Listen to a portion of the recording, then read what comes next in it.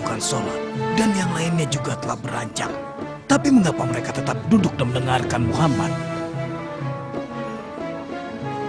Saudaraku Abu Yasir, mereka sedang menulis wahyu yang diturunkan kepada Muhammad yang disebut Al-Quran. Ya Huyai, wahai saudaraku, mengapa mereka menulisnya kalau mereka sudah menghafalkannya di dalam dada-dada mereka, sebagaimana yang mereka katakan?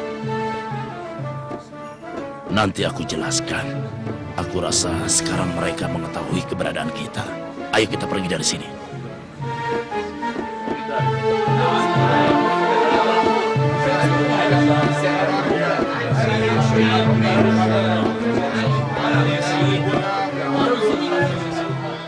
Aku masih tidak mengerti untuk apa sahabat Muhammad menulis. Yang mereka tulis itu dikirim ke Mekah untuk sahabat-sahabat mereka, lalu dipinjamkan secara bergilir. Lalu apakah di Mekah masih terdapat sahabat Muhammad? Tentu ada beberapa kaum papa yang memang tidak mampu berhijrah. Lihatlah, bukankah itu Abad bin Muslim dan putranya, dan di belakangnya adalah Abdullah bin Salam dan Habun al-Jamil. Muhammad mengatakan bahwa agama yang telah dibawanya itu adalah agama yang paling benar. Dan kami bangsa Yahudi, pengikut Taurat, dalam kesesatan. Demi Allah, hal itu benar. Kalau memang yang kau katakan itu benar, ya Abad bin Busrin, kenapa Muhammad meninggalkan Ka'bah yang sewaktu dia di Mekah, dia sholat menghadap ke arahnya. Dan sekarang, sholatnya menghadap ke Baitul Maqdis yang merupakan kiblat kami bangsa Yahudi. Cuma karena dia berhijrah ke Yasrib. Nah, dia menipu kita agar kita mengikuti apa yang dia katakan. Padahal sebenarnya dia munafik. Kurang ajar. Kalianlah sebenarnya orang yang munafik. Tidak perlu menimbulkan fitnah di antara umat, ya temanku. Pergilah. Jangan urusi mereka, ya Abah. Tidak, sebelum aku menjawab pertanyaan orang ini. Ketika berada di Mekah, Rasulullah Shallallahu Alaihi Wasallam sudah menghadap ke arah Baitul Maqdis ketika dia sholat. Dan pada saat di sana, posisi sholatnya berada di antara Ka'bah dan Baitul Maqdis. Sedangkan di Madinah, tidak seperti itu posisinya. Oh, jadi maksudmu Muhammad sudah dari awal sholatnya menghadap Baitul Maqdis, begitu? Benar. Kalau memang dia berbeda dengan apa yang kami yakini, kenapa mengikuti kiblat kami dan menelantarkan Ka'bahnya? Bagus sekali, Habun. Ayo jawab anak pintar, ayo. Kenapa tidak kau tanyakan sendiri saja kepada Muhammad tentang hal ini?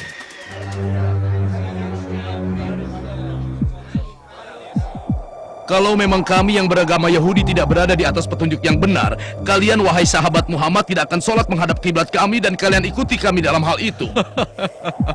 Sudah cukup yang kau dapatkan dari kami untuk hari ini, ya Abad.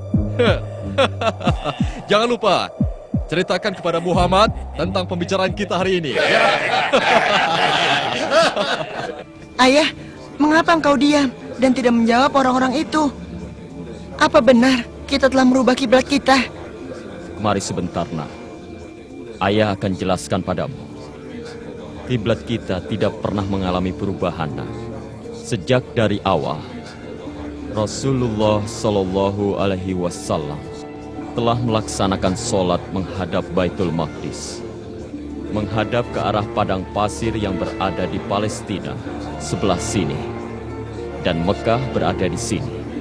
Tapi ketika beliau berada di Mekah, beliau menghadap dua kiblat karena posisi Ka'bah berada di antara sholatnya Nabi dan daerah Baitul Maqdis. Lalu, kenapa beliau tidak melakukan hal yang sama ketika beliau berada di Madinah? Karena posisi Madinah berada di sebelah sini, nak. Jadi tidak mungkin Rasulullah Shallallahu Alaihi Wasallam menghadap ke Baitul Maqdis dan Ka'bah secara bersamaan. Maka Allah memerintahkan Rasulnya yang mulia untuk menghadap ke Baitul Maqdis ketika sholat. Beritahukan kepadaku, saudaraku. Ketika kita pergi untuk mengunjungi Muhammad, lalu berbincang-bincang dengan dia, apa saja yang engkau ketahui tentangnya? Maksudku, apakah dia itu benar-benar nabi yang telah disebutkan dalam kitab Taurat kita? Itu hanya Musa, memang dia nabi. Apakah engkau telah menelitinya, kalau dia orangnya? Ya. Kalau memang benar, lalu kenapa kau tidak mengikutinya? Karena aku memusuhinya. Aneh sekali Anda ini. Jika memang benar Muhammad adalah nabi yang kita tunggu-tunggu, kenapa Anda sangat bernafsu memusuhinya? Kenapa? Itu karena para rahib kita yang agung meyakini kita bangsa Yahudi adalah bangsa pilihan Allah. Dan Allah memilih kita di atas bangsa-bangsa yang lain. Karena itulah kenabian seharusnya ada pada bangsa kita, bukan bangsa yang lain. Dan kalau kita mengikuti Muhammad, hal itu akan melecehkan bangsa kita sebagai bangsa pilihan. Semenjak kedatangannya ke Yathrib dan berada di kalangan suku Aus dan Khazraj, dia telah mendamaikan dua suku itu. Yang sebelum kedatangannya selalu bermusuhan, padahal permusuhan mereka mendatangkan keuntungan buat kita. Berarti ini urusan keduniawian, bukan urusan agama.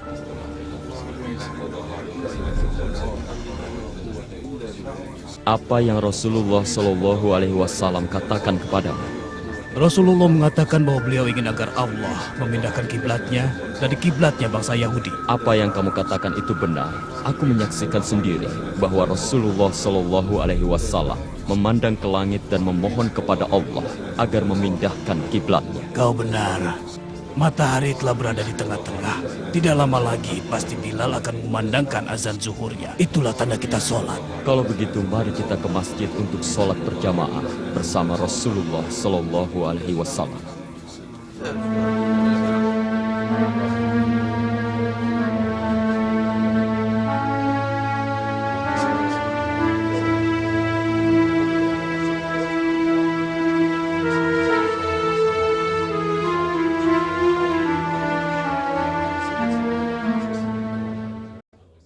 بسم الله الرحمن الرحيم. قد نرى تقلب وجهك في السماء فلنولينك قبلة ترضاها فول وجهك شطر المسجد الحرام وحيثما كنتم فولوا وجوهكم شطره وإن الذين أوتوا الكتاب ليعلمون أنه الحق من ربهم وما الله بغافل عما يعملون. صدق الله العظيم.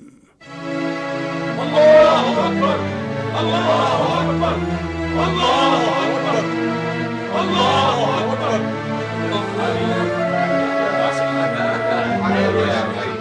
Wahai teman-teman Ansor, Allah sebagai saksi, aku telah sholat jamaah bersama Rasulullah Shallallahu Alaihi Wasallam menghadap ke arah Baitul Atiq.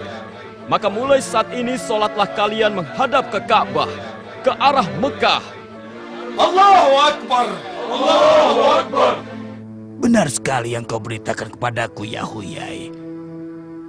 Tapi kami tidak akan membiarkan hal itu.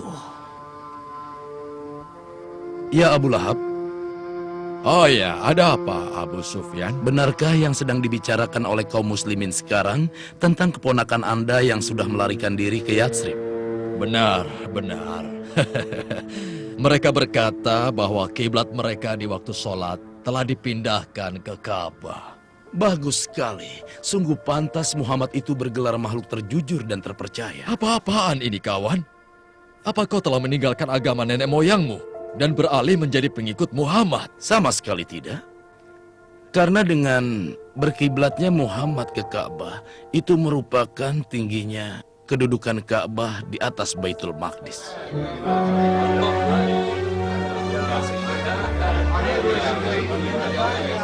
Apa jaminannya bila kita telah sholat menghadap Ka'bah?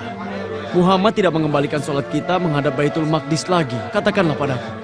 Sesungguhnya Allah berfirman dalam kitabnya yang mulia.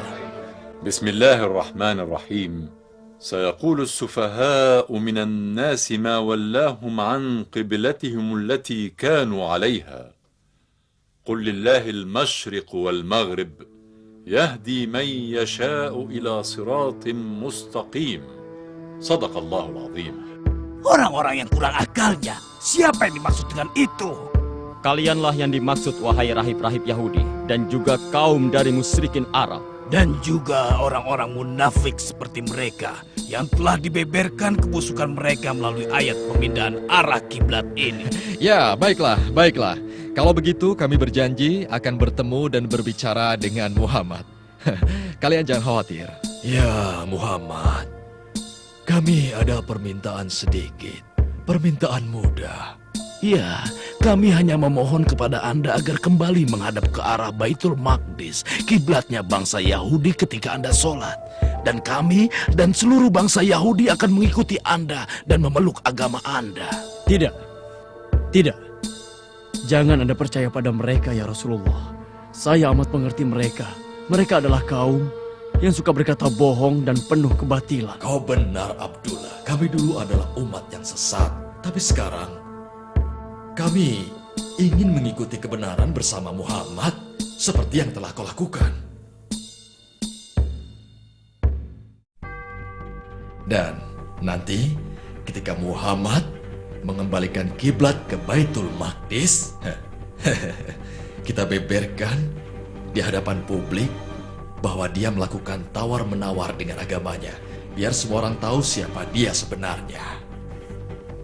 Dia itu tidak pantas untuk diikuti. Sahabat-sahabatnya pasti akan meninggalkannya. Bismillahirrahmanirrahim. Ya ahlal kitab qad ja'akum rasuluna yubayyin lakum kathiran mimma kuntum tukhfuna minal kitab wa ya'fu an kathir. قد جاءكم من الله نور وكتاب مبين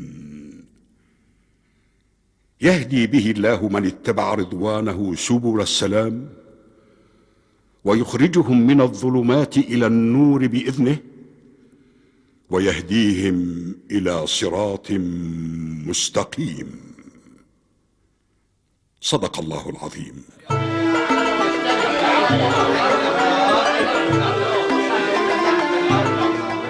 Aku sudah menyebarkan berita tawar-menawar kita dengan Muhammad kepada orang-orang di sini. Bagus, itu sangat bagus.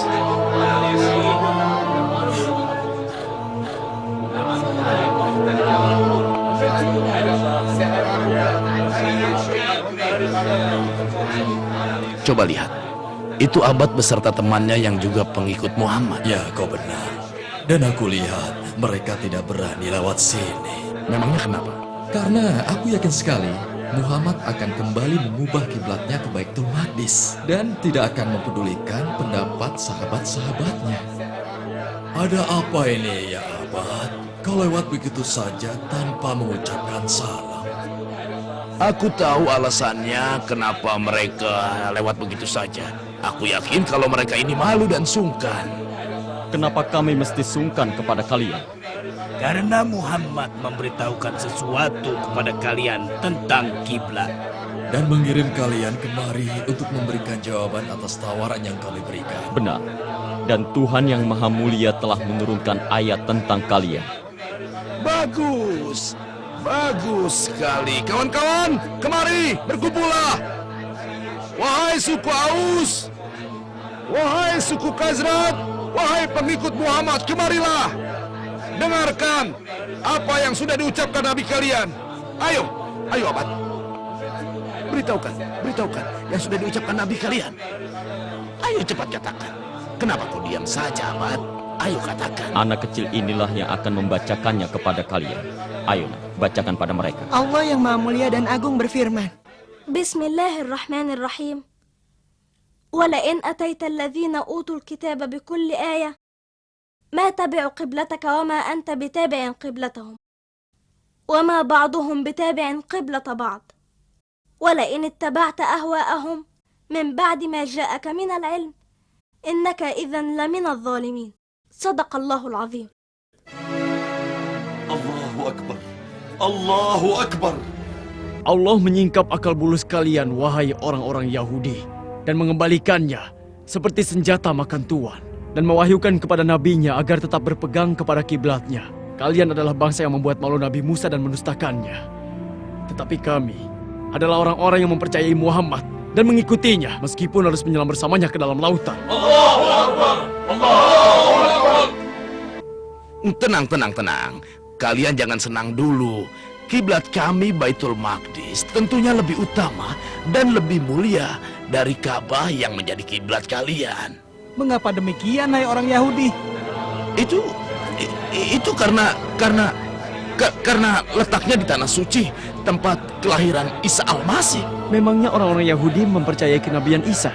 Tidak sama sekali. Tetapi kalian kaum muslimin mengimani kenabiannya kan? Dan Baitul Maqdis jelas lebih agung karena tanah itu tempat berhijrahnya para nabi yang diturunkan Tuhan kalian.